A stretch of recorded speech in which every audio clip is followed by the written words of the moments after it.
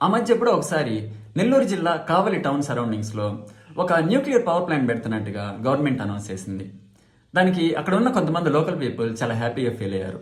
మా ఊర్లో కంపెనీ పెడుతున్నారు, మా వాళ్ళకి ఉద్యోగాలు వస్తాయి అని.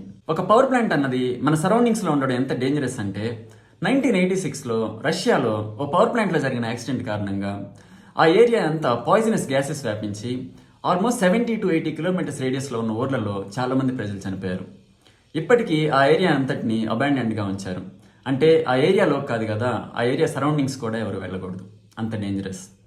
పవర్ ప్లాంట్ మాత్రమే కాదు, any company that deals with chemicals మన సరౌండింగ్స్లో ఉండకూడదు. మరి ఈ విషయాలన్నీ మన గవర్నమెంట్స్కి తెలియవా అంటే తెలియకేం కాదు. కాకపోతే వాళ్ళకి మన ప్రాణాల కంటే మన ఓట్లే ముఖ్యం. కాబట్టి గవర్నమెంట్స్ ఎప్పుడైనా ఇలాంటి ప్రపోజల్స్ తీసుకొచ్చినప్పుడు మనం చాలా అలర్ట్గా, కాన్షియస్గా ఉండి మనకి, మన ఫ్యూచర్ జనరేషన్స్కి ఎలాంటి నష్టం జరగకుండా చూసుకోవాల్సిన రెస్పాన్సిబిలిటీ మనదే.